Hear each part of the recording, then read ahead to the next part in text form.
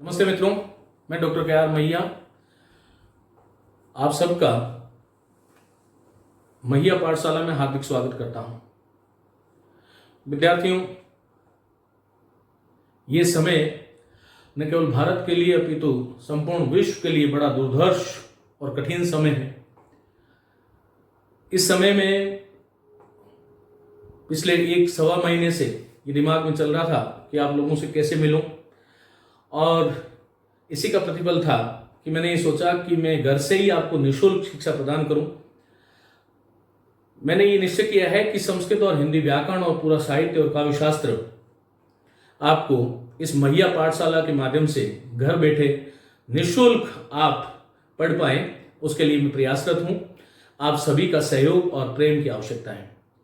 विद्यार्थियों, आज हम शुरू कर रहे हैं हिंदी भाषा एवं व्याकरण। पहले हमारा व्याकरण का जो जितने भी अध्याय हैं, जो विशेष करके प्रतियोगी परीक्षाओं में मुख्य भागीदारी निभाते हैं, उसके बारे में हम बात करेंगे। उसके बाद में हम साहित्य और काव्य शास्त्र की बात करेंगे। हिंदी भाषा का उद्भव और विकास क्या है, उसके बारे में हम बात करेंगे। आज मैं संक्षिप्त रूप से आपको डायरेक्ट व्याकरण, साक्षात व्याकरण के दर्शन नहीं कराना चाह रहा। ये जो सत्र है आपका, ये हिंदी का एक सामान्य परिचय है।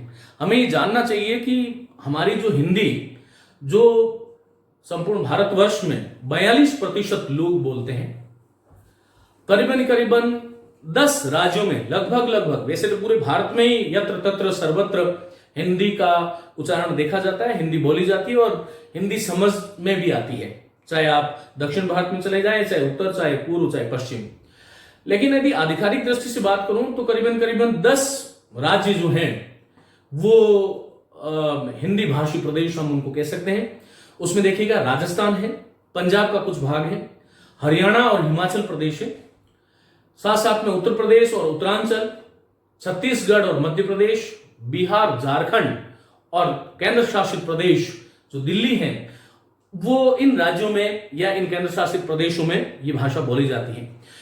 हिंदी न केवल भारत में अपितु भारत के बाहर भी, जैसा कि हम जानते हैं, नेपाल है, भूटान है, म्यांमार है, ब्रह्मा है, पाकिस्तान में भी कुछ हिस्सों में सूरीनाम है, त्रिनिडाद है, तो इन देशों में भी हिंदी बोली जाती है।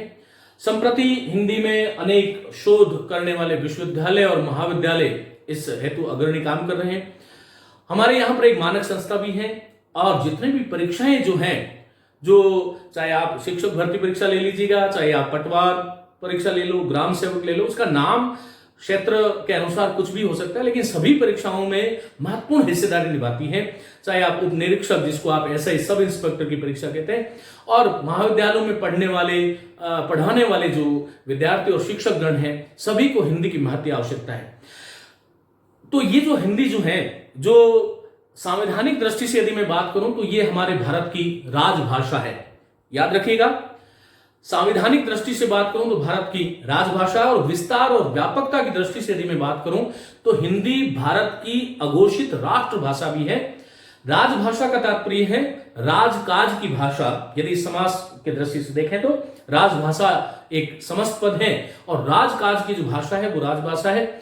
और यदि विस्तार और व्यापकता या जनसंचार और जन माध्यमों से या एक भूभाग पर अधिसंख्यक लोगों द्वारा बोली जाने वाली राष्ट्र के विचार विनिमय की साधन, अभिव्यक्ति का सशक्त अभिव्यक्ति का माध्यम, जिसके माध्यम से हमारी राष्ट्रीय एकता अखंड और अक्षुण्ण रहती है, उस भारत वर्ष में बात करूं तो हिंदी को जो एक गौरवमयी पद हासिल है। हालांकि वो घोषित नहीं है, लेकिन वो अघोषित रूप से भारत की राष्ट्रभाषा भी है। मित्रों, हिंदी की हम बात करें, देखिएगा, हिंदी भाषा और व्याकरण, ये हमारा आज का बिंदु है। पहले हमें देखिएगा, मैंने यहां पर हिंदी लिखा। यदि मैं एक हिंदी ये लिखूं और एक हिंदी ये लिखूं तो ये दोनों प्रचलन में है, लेकिन कहीं मन मस्तिष्क में ऐसा आ सकता है कि मैं आपसे पूछूं कि कौन सा शुद्ध है, तो सभी का उत्तर यही होगा कि ये दोनों ही शुद्ध हैं। और हां, ये दोनों ही शुद्ध हैं। ये ठीक बात वैसे ही है जैसे मैंने आपको एक शब्द लिखा संगम, और एक शब्द लिखा मैंने आपको संगम। एक मैंने शब्द लिखा संचालन, मेरे साथ साथ आप लिखते जाइएगा, और एक शब्द लिखा मैंने संचालन। एक शब्द लिखा मैंने चंचल, चंचल, और एक शब्द लिखा मैंने चंचल। एक मैंने लिखा है संबंध और एक शब्द लिखा है मैंने संबंध। और इस प्रकार से बहुत सारे शब्द हो सकते हैं। एक शब्द जैसे मैंने आपको लिखा मृत्युंजय, और एक मैंने आपके सामने लिख दिया मृत्युंजय। और इसी प्रकार से यदि मैंने एक शब्द लिखा आपके सामने संकट, या एक शब्द लिखा मैंने आपको ये घंटी लिखा, और दूसरा शब्द लिखा मैंने घंटी। अब देखिएगा, ये जो दो दो रूप मैंने आपके सामने लिखे हैं, इनमें यदि हम, यद्यपि इसमें घंटी इत्यादि और चंचल जो है ये संस्कृत के शब्द नहीं है, लेकिन इन जो भी हैं उनके बारे में हम बाद में बात करेंगे। संस्कृत की दृष्टि से आज भी संस्कृत के विद्वान जो है वो पंचम अक्षर युक्त लेखन को स्वीकृति देते हैं, लेकिन हिंदी में ये इधर वाली जो परंपरा है ये अधिक है और होनी भी चाहिए। और इसका कारण ये है कि सामान्य विद्यार्थी इन चीजों में उलझ जाता है कि संचालन में मैं पहले यहां पर य लिखूं कि न लिखूं। और इसी प्रकार से देखो, दो शब्द तीन शब्द और लिखता हूं मैं। जैसे मैंने एक शब्द लिखा संयम और एक शब्द लिखा मैंने संयम, एक मैंने लिख दिया हंस और एक लिख दिया हंस, एक मैंने लिखा संसार और एक शब्द लिख दिया मैंने संसार। ये सामान्य बात है, तो हमें ये ध्यान रखना चाहिए कि ये जो तीन शब्द हैं, ये इधर वाले जो इनका ये वाला जो पोर्शन है, ये वाला जो भाग है, ये अशुद्ध है। संयम को लिखने का एक ही तरीका है, चाहे हिंदी हो चाहे संस्कृत हो, लेकिन इन शब्दों में इनको हिंदी में इनकी स्वीकृति ज्यादा है। देखिए, ये बात की शुरुआत जो है इसकी होती है 1935 में। डॉक्टर श्याम सुंदर दास का नाम हम सभी ने सुना है। उन्होंने ये कहा कि हिंदी में पंचम वर्ण के स्थान पर अनुस्वार का प्रयोग होना चाहिए। 1935 की ये बात है। डॉक्टर श्याम सुंदर दास, उन्होंने एक हिंदी के लेखकों को एक जो है सुझाव दिया। क्या सुझाव दिया कि पंचम वर्ण जो है, पंचम वर्ण के स्थान पर अनुस्वार लिखना चाहिए, स्थान पर अनुस्वार, इससे एक रूपता आ जाएगी। मेरे शब्दों पे ध्यान दीजिएगा, इससे एक रूपता आएगी, लेकिन हमें यह कतई नहीं मानना चाहिए कि ये अशुद्ध है, ये अशुद्ध है। अशुद्ध नहीं है। यद्यपि मैं हिंदी की दृष्टि से बात करूं तो क्योंकि ये संस्कृत के शब्दों में पंचम वर्णों का प्रयोग होता था और उन पंचम वर्णों के स्थान पर अनुस्वार की स्वीकृति जो है, या एक सुझाव जो है 1935 में डॉक्टर श्याम सुंदर दास, जो हिंदी के बड़े हस्ताक्षर हैं, उन्होंने ये दिया। लेकिन हिंदी शब्द जो है वो तो संस्कृत का नहीं है, वो तो तत्सम नहीं है। तो यहां पर हमें देखिएगा, ध्यान ये रखना है कि हिंदी शब्द जो है वो किस भाषा का शब्द है, फारसी भाषा का शब्द है। इसके बारे में बात करूं, लेकिन पहले यहां पर इन तीन शब्दों की बात कर लेता हूं। फिर यहां पर जब हम संधि पढ़ेंगे तब यहां पर देखिएगा, इन अनुस्वार युक्त पदों की कभी भी आपको कोई भी व्यक्ति, हिंदी में जितने भी शब्द हैं और किसी शब्द पर यदि आप अनुस्वार देखो और अनुस्वार युक्त पद की आपको संधि करने का यदि कहा है, तो ये ध्यान रखना, अनुस्वार हमेशा ही, जैसे मैंने आपसे कहा कि संचालन का संधिच्छेद कीजिएगा, तो संचालन का संधिच्छेद जो है वो सम और चालन करना है। मेरा कहने का मतलब यह है कि जहां भी अनुस्वार देखो, किसी भी तत्सम पद में अनुस्वार देखो, तो उसका जो संधि विच्छेद जो होगा, अनुस्वार हमेशा ही संधि की स्थिति में मां का रूप लेता है। और फिर इसको जब हम वापस लिखेंगे तो एक तो ये रूप बन गया, एक ये मां का योग च से हुआ है, तो च का पंचम वर्ण य, च च ज ज य, संचालन। इसी प्रकार चंचल, संबंध इत्यादि में जानना चाहिए। इसके बारे में विस्तार से हम संधि प्रकरण में बात करेंगे। लेकिन ये जो है, ये वाला इनके वैकल्पिक रूप, वैकल्पिक का मतलब दो दो रूप, संगम संगम, संचालन संचालन, संचल चंचल, संबंध संबंध, मृत्युंजय मृत्युंजय, घंटी और घंटी, ये जो वैकल्पिक जो व्यवस्था है, ये व्यवस्था केवल क से लेकर के म तक या क से भ तक ही है। इनको दो तरीके से हम लिख सकते हैं। लेकिन आगे जो है, इस म के आगे यदि य, व, र, ल, ह या श, ये उस वर्ण या अंतस वर्ण में से कोई भी वर्ण आएगा तो उसको हमें केवल अनुस्वार वाला ही लिखना पड़ेगा। ये वाले रूप जो है वो गलत हो जाएंगे, ये वाले सारे सही है। चलिए, ये एक बात समाप्त हो गई। चलिए मित्रों, हम हिंदी की बात कर रहे हैं, तो हिंदी हम दोनों तरीके से लिख सकते हैं, लेकिन हम जो है इसमें इस संपूर्ण जो आपकी कक्षाएं होगी उसमें हम हिंदी को यूं ही लिखेंगे। ये आपके लिए एक बात थी। विद्यार्थियों, हिंदी जो शब्द है वो यदि हम भाषिक दृष्टि से बात करें, वैसे तो हिंदी हमारी है, लेकिन क्योंकि परीक्षा की दृष्टि से यदि हम बात करें तो हिंदी जो शब्द है वो फारसी का है, ये ध्यान रखिएगा। ईरानी भाषा में जो स है उसका ह हो जाता है। मैं इसके लंबे इतिहास में नहीं जाऊंगा, संक्षिप्त बात जो व्याकरण, क्योंकि ये कक्षा व्याकरण की है, हिंदी भाषा का उद्भव और विकास पर हम अलग से एक वीडियो बनाएंगे। तो ईरानी भाषा में स जो है उसका क्या हो जाता है, ह हो जाता है। अब देखिएगा, मूलतः जो है ये सिंधु था, सिंध और सिंधु था। ये स जो था ये क्या हो गया, हिंद बन गया, और इससे क्या बन गया, हिंदू बना, और फिर हिंदू से क्या बन गया, हिंदी में इस तरह से दीर्घ ऊ वाला लिखा जाता है, तो हिंदू बना। और फिर इसी से हिंदी बनी, फिर हिंदुई था, फिर हिंदुई से ई चला गया, और दू का जो ई जो आगे वाला जो था उसमें जुड़ गया, और ये हिंदी शब्द बन गया।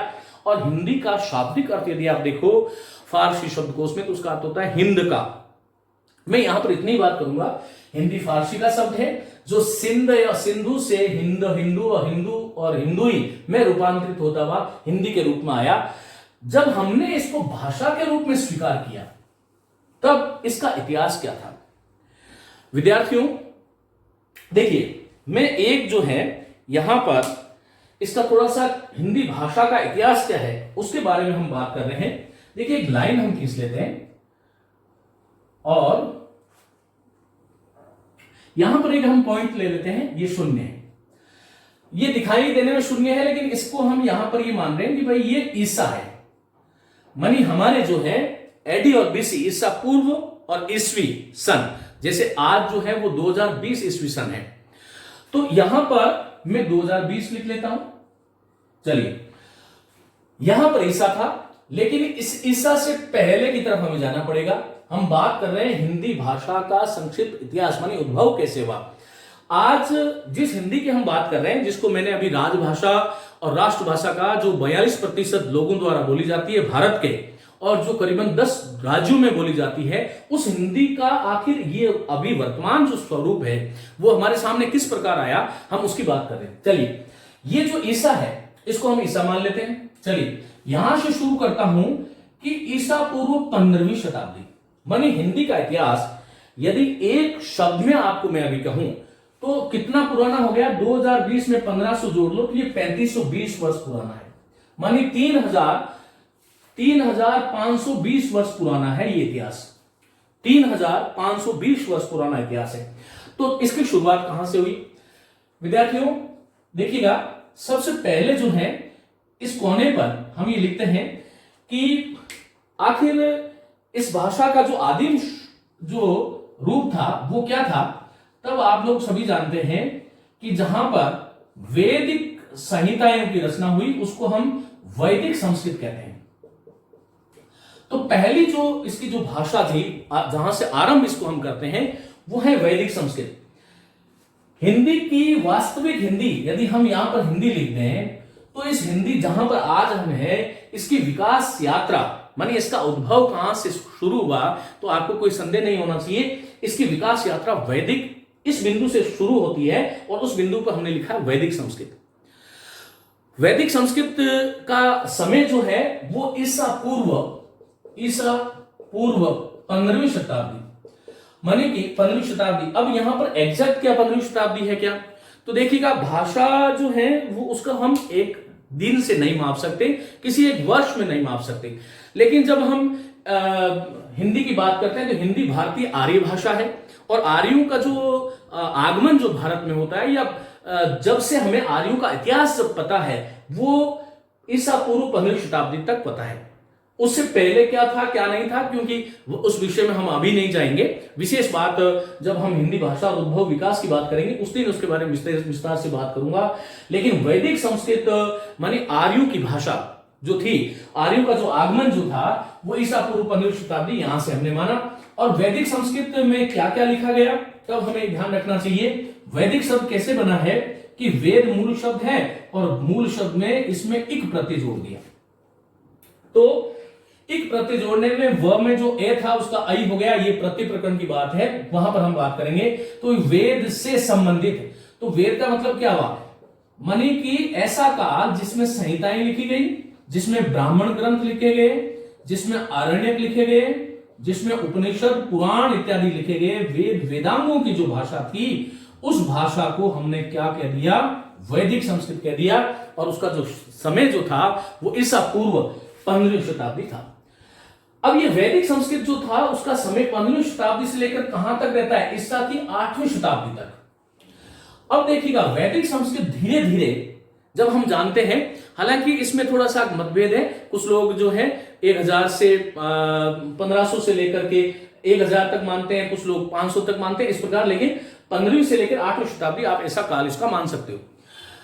अब देखिएगा वैदिक संस्कृत धीरे धीरे जब अपने स्वरूप से थोड़ी परिवर्तित हुई और जब महर्षि वाल्मीकि का आदि महाकाव्य जब रामायण आता है तो उसका एक नाम दिया गया लौकिक संस्कृत। और लौकिक संस्कृत के शब्दों को स्थैर्य प्रदान करने वाले जो व्यक्ति थे उनका नाम हम सभी जानते हैं, जो है महर्षि पाणिनि, जिन्होंने अष्टाध्यायी लिख करके इसके स्वरूप को स्थिर किया। ये लौकिक संस्कृत थी। अब देखिएगा लौकिक संस्कृत का जो समय है वो हम मान सकते हैं 799 ईस्वी पूर्व से लेकर के 5वीं शताब्दी तक। मानी ये जो भाषा इस समय का जो हमारा भारत देश जो था वो लौकिक संस्कृत था। और लौकिक संस्कृत भारत जन की भाषा थी, भारत में जन भाषा थी। यथा अभी हम जैसे हम हिंदी बोल रहे हैं, तद्वतेव अस्माकम ये पौराणिकः आसन, अस्माकम ये पूर्वजः आसन, ते सर्व जनाः संस्कृत माध्यमेन व्यवहारम कुर्वन्ते स्म। वो संस्कृत माध्यम से व्यवहार करते थे, ऐसे हमारे पास साक्ष्य है। ठीक है, चलिए ये लौकिक संस्कृत जो है इसमें क्या है, रामायण है, महाभारत है, रामायण है, महाभारत है, मानी महर्षि वाल्मीकि है, वेद व्यास है, कालिदास है, सुबंधु है, बाणभट्ट है, दंडी है, भवभूति है, अश्वघोष है, हर्ष है। इस प्रकार बहुत सारे लोग आए और उन्होंने ये जो है लौकिक संस्कृत, और उस वक्त भारत की जो आम जन की जो भाषा थी वो भी लौकिक संस्कृत थी। मित्रों कहते हैं कि हमारे यहां पर कहावत है कि 3 कोस पर बदले पानी और 9 कोस पर बदले वाणी, कुछ ऐसा है। मानी कि हर 3 कोस पर पानी का स्वाद बदल जाता है और हर 9 कोस पर वाणी बदल जाती है। तो भाषा भी रूपांतरित होती है। लौकिक संस्कृत जब पूरी तरह से साहित्यिक भाषा बन गई, उस वक्त लौकिक संस्कृत का जब रूपांतरण हुआ तब हमने उसको एक नाम दिया। वो क्या नाम दिया बोलो, पाली नाम दिया। ये पाली जो है इसका समय क्या है, तो ईसा पूर्व 5वीं मानी 499 मान लेते हैं, 499 से लेकर के ईसा 1 ईसा पूर्व तक, मानी 1 ईसा पूर्व तक। यहां पर यह ध्यान रखिएगा कि पाली जो भाषा है उसका समय यह है। पाली भाषा का वैसे इस प्रत्येक भाषा की वैदिक संस्कृत की अपनी विशेषताएं हैं, लौकिक संस्कृत की अपनी विशेषताएं हैं, पाली भाषा की अपनी विशेषताएं हैं। उसके बारे में हम बाद में बात करेंगे अन्य विषय जब होगा। लेकिन पाली देखिएगा, पाली जो भाषा है ये इतना अभी आप जान लें कि भगवान बुद्ध जो है उन्होंने कौन सा धर्म चलाया, बौद्ध। ये देखिए बौद्ध शब्द कैसे बना है, बुद्ध शब्द में जब अप्रत्यय जोड़ते हैं तो बौद्ध शब्द बना है। ये बौद्ध धर्म की भाषा थी और सम्राट अशोक के अभिलेखीय जो भाषा है वो पाली भाषा के नाम से जानी जाती है।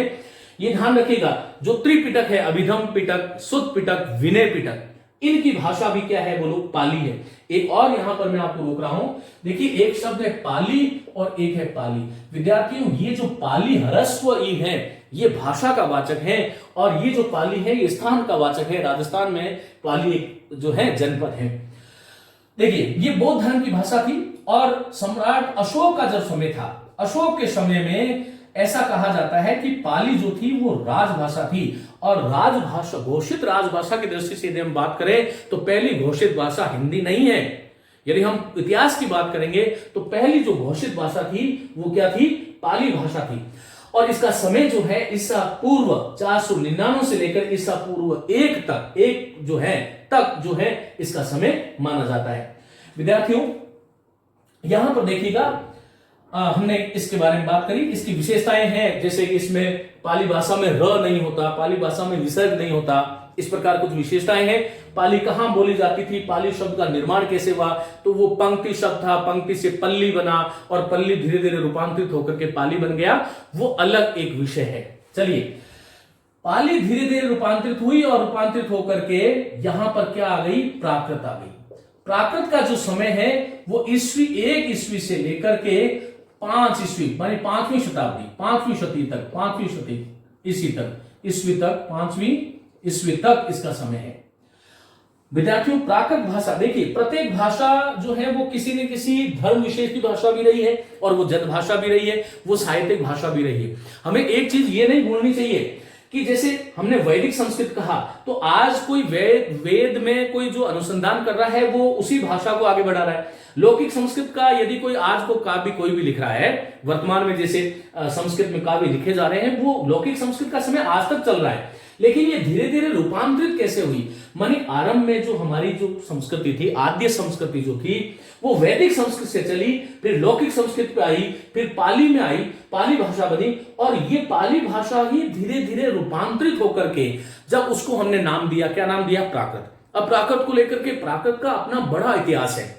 इसको कहते हैं कि प्रकृते भव इति प्राकृतम, जो प्रकृति से उत्पन्न हुई, जो स्वाभाविक रूप से उत्पन्न हुई। एक मत यह भी है कि सबसे पहली भाषा जो थी वो प्राकृत थी। हम आज उस पर नहीं जा रहे, हम प्रामाणिक दृष्टि से ये बात कर रहे हैं कि आधुनिक जो हमारी हिंदी है उसकी विकास यात्रा में कौन कौन से सोपान थे और कौन कौन सी चीजें थी। तो मित्रों, ये पाली प्राकृत बनी, और प्राकृत हमें ध्यान रखना है, ये जैन धर्म की भाषा है।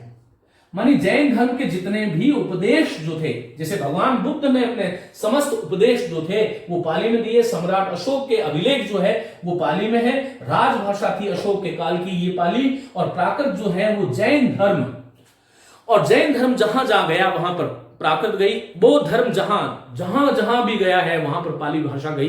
भाषा का क्षेत्र बड़ा व्यापक है, हम उसको स्थान में बांध भी नहीं सकते। और आज तो इतना भूमंडलीकरण का समय है कि हमारी जो है हिंदी कदाचित हो सकता है कि कोई अमेरिका में भारतीय मूल का जो व्यक्ति होगा वो भी हिंदी बोलता होगा। संभव है कि कोई स्विट्जरलैंड में बैठा हुआ व्यक्ति जो है यथा वयम भारतीय संस्कृतम वदामः, जैसे हम भारत में संस्कृत बोलते हैं, सह तत्र अपि वदति, वो वहां भी बोल सकता है। खैर, तो ये जैन धर्म, ये जैन शब्द कैसे बना देखिएगा, ये भी साथ साथ बता देता हूं। ये जिन शब्द में, जिन मूल शब्द था और जिन में अ प्रत्यय जुड़ा तब जैन बना। जिन का मतलब होता है इंद्रियां, मानी इंद्रियों पर जिसने विजय प्राप्त कर ली वो जैन है। इस प्रकार, खैर वो आगे जब हम व्याकरण, जब संधि समास इत्यादि बहुत सारे खूबसूरत इसके अंदर अध्याय आएंगे तब हम उसमें बात करेंगे। लेकिन जैन धर्म की जो भाषा जो थी, इनके उपदेशों की जो भाषा थी वो क्या थी, प्राकृत थी। विद्यार्थियों, प्राकृत धीरे धीरे, देखिए ईसा के बाद में प्राकृत आ गई, और प्राकृत धीरे धीरे जब प्राकृत भी आगे जब टूट गई, अपने मूल स्वरूप से जब च्युत हो गई, तब हमने उसको जो नाम दिया वो क्या दिया, बोलो, अपभ्रंश दिया। देखिए, अपभ्रंश एक भाषा भी है और अपभ्रंश एक शब्द भी है, दोनों को हमें समझना है। यदि मैं कहूं कि अपभ्रंश का तात्पर्य क्या है, तो अप का मतलब होता है दूर और भ्रंश बनी टूटना। कोई चीज टूट करके जब दूर हो जाती है तो वो अपभ्रंश, जैसे अपभ्रष्ट शब्द बनता है तो अप उपसर्ग है, भ्रंश मूल शब्द है, भ्रंश बनी टूटना। किसी भी भाषा का जो बिगड़ा हुआ रूप है वो अपभ्रंश कहलाता है। मैं यूं कह सकता हूं कि वैदिक संस्कृत का अपभ्रंश रूप लौकिक संस्कृत था, लौकिक संस्कृत का पाली था, पाली का अपभ्रंश प्राकृत था, प्राकृत का अपभ्रंश अपभ्रंश था। फिर से ध्यान रखिएगा, संदेह में मत जाइएगा।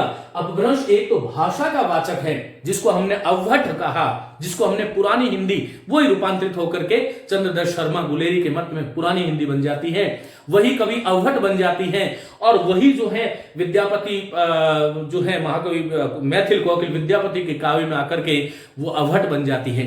तो ये ध्यान रखिएगा, अपभ्रंश जो भाषा है इसका समय क्या है, ईसा की 5वीं शती से लेकर के 10वीं जो शती थी वहां तक का जो समय जो है वो अपभ्रंश का समय है।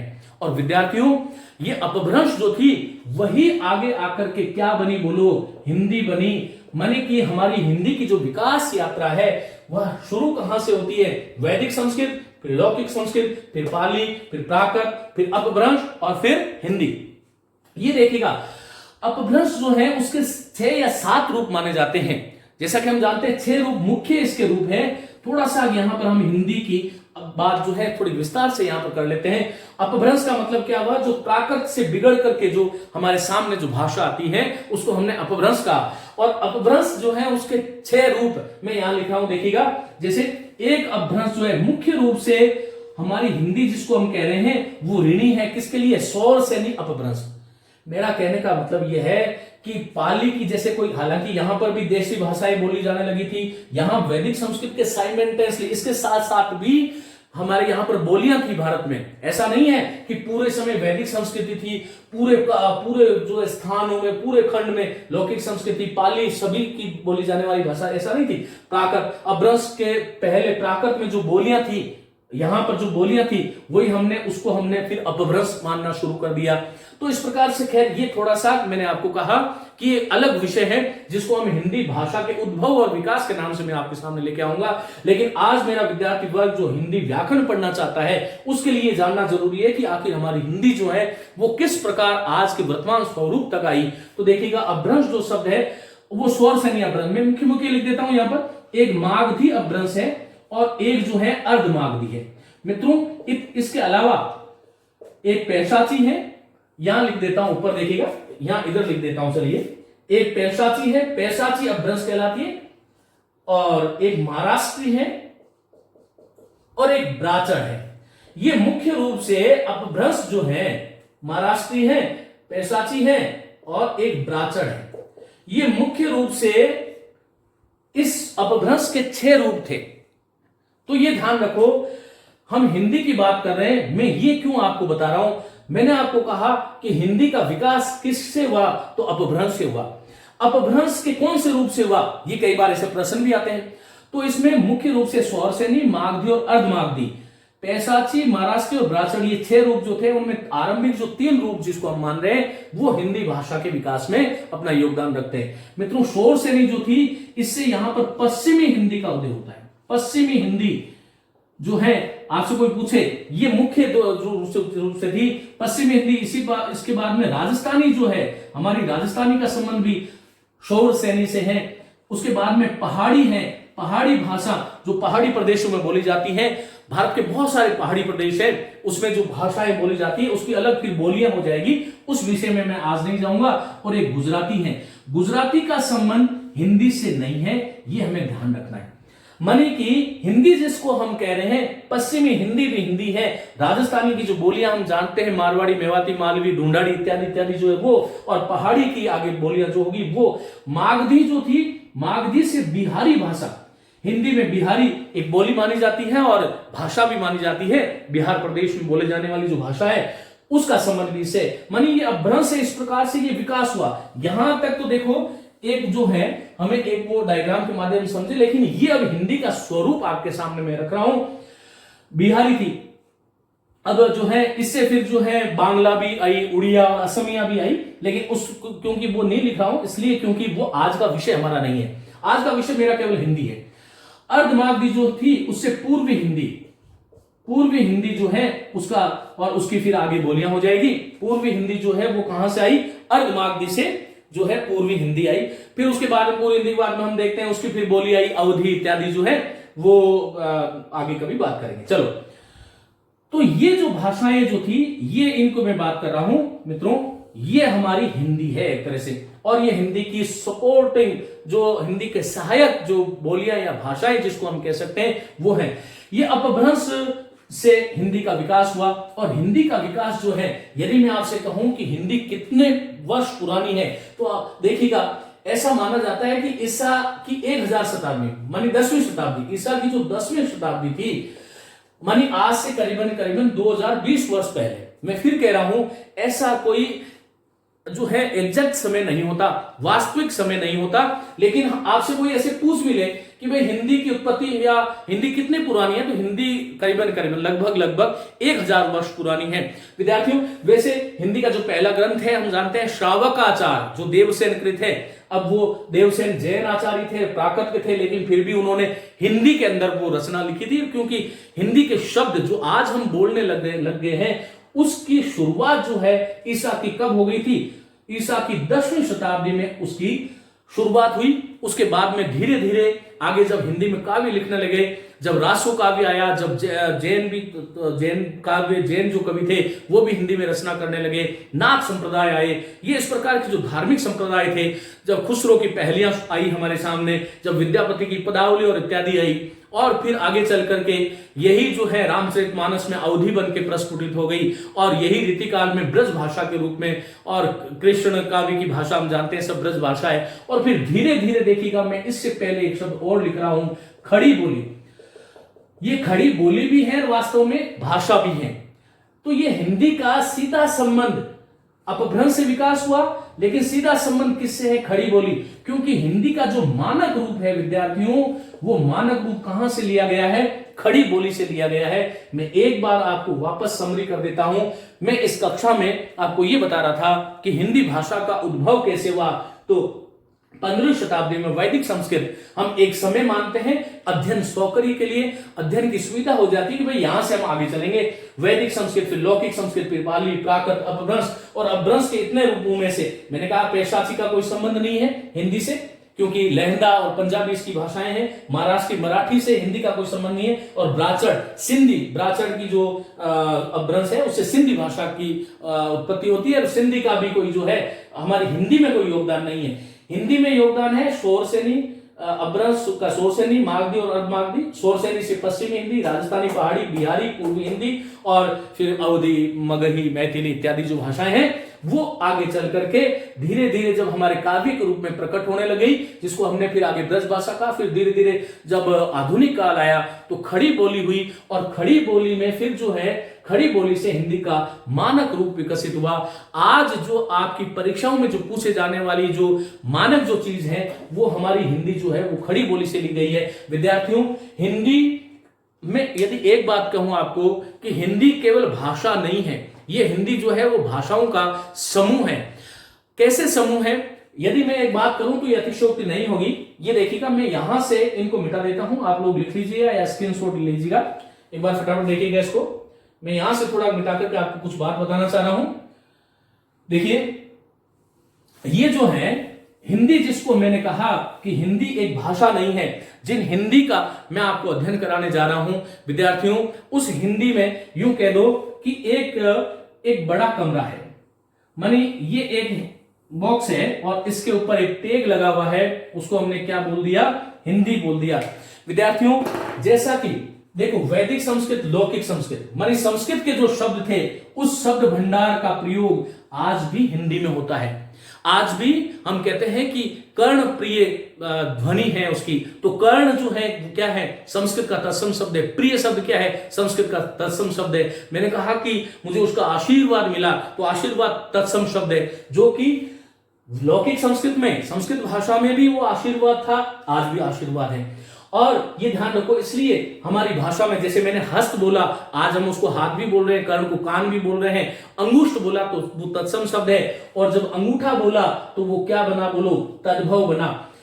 तो हिंदी संस्कृत के जो रूप आज उसी रूप में हिंदी में प्रयुक्त हो रहे हैं, उनमें उन शब्दों को हम क्या बोल रहे हैं? तत्सम। तत् का मतलब होता है, उसके बारे में विस्तार से बाद में बात करेंगे, आज परिचय है। तत् का मतलब होता है उसके, और सम का मतलब होता है समान। मानी किसके समान? जो संस्कृत के समान थे, संस्कृत में भी प्रयुक्त होते थे, और आज भी जो हमारी हिंदी भाषा में प्रयुक्त होते हैं उसको हम तत्सम शब्द कहते हैं। और उन तत्सम से धीरे धीरे विकसित हुए उन शब्दों को हमने तद्भव कहा। जैसे आरंभ में हमारा हस्त था, उसको हम हस्त कहते थे। अब ये धीरे धीरे, इसका कोई एक निश्चित हैप्पी बर्थडे नहीं है कि हस्त से हाथ कब बन गया, लेकिन हाँ धीरे धीरे रूपांतरित होते होता। जैसे पुस्तक जल्लण हत दे, गज्जन चली नृपकाज, ये रासो ग्रंथ में आया, तो हस्त से कदाचित हत बना होगा। फिर हत को हमें बोलने में परेशानी होती थी, फिर हमने हाथ बना लिया। इसी प्रकार देखिए, अंगुष्ठ था, अंगुष्ठ धीरे धीरे अंगूठा बन गया। अब वो अलग बात है कि हम उसको और देशज रूप में कहते हैं तो अंगूठो हो गया। इसी प्रकार अंगुली था, उंगली बन गया। फिर अब आंगली भी शब्द चलने लग गया। तो इस प्रकार तत्सम थे, फिर तद्भव। फिर जब देश विशेष के शब्द भी हिंदी में आज भी प्रयुक्त हो रहे हैं, तो तत्सम से तद्भव, और तद्भव से क्या बने? देशज शब्द बने। और ये देशज शब्द ये हमारा हिंदी का सौंदर्य है। हमने कहा खचाखच, भड़ाभड़, तड़ातड़, सटासट, ये सारे के सारे शब्द जिनका कोई जो है स्रोत पता नहीं है, उत्पत्ति का स्रोत पता नहीं है, वो देशज है। विद्यार्थियों ध्यान रखना, तद्भव वही शब्द होगा जिसका तत्सम मौजूद होगा। बाकी जो अन्य भाषाओं के शब्द, क्योंकि हमारी जो संकल्पना है वो है कि अयम निजः परो वेति गणना लघु चेतसाम उदार चरिता नाम तो वसुधैव कुटुंबकम, वो हमारी वसुधैव कुटुंबकम वाली जो अवधारणा है वो आज कहीं न कहीं हमारी भाषा में भी प्रतिबिंबित होती है। और ये देश शब्द मानी हिंदी ने खुले दिल से संपूर्ण शब्दों को अपनाया, फिर देशज के बाद में विदेश शब्द। अब देखिएगा, जब हमारे यहां पर विदेशी आक्रांत आए, फारसी आए, हूण आए, कुषाण आए, शक आए, अंग्रेज आए, डच आए, जितने भी आक्रांत आए, पुर्तगाली लोग आए, वास्को डी गामा हम जानते हैं, जितने भी लोग आए, उन लोगों ने आक्रांता थे या किसी व्यवसाय कुछ भी मान लो, जब हमारा भारतीयों का संपर्क जब बाहरी लोगों से हुआ तो हमने उनके शब्दों को भी इतना बढ़िया रूपांतरण कर लिया हिंदी में। आज हमें लगता है ऐसा विभेद ही समाप्त हो गया कि ये हिंदी का शब्द है या आखिर कोई बाहर का शब्द है।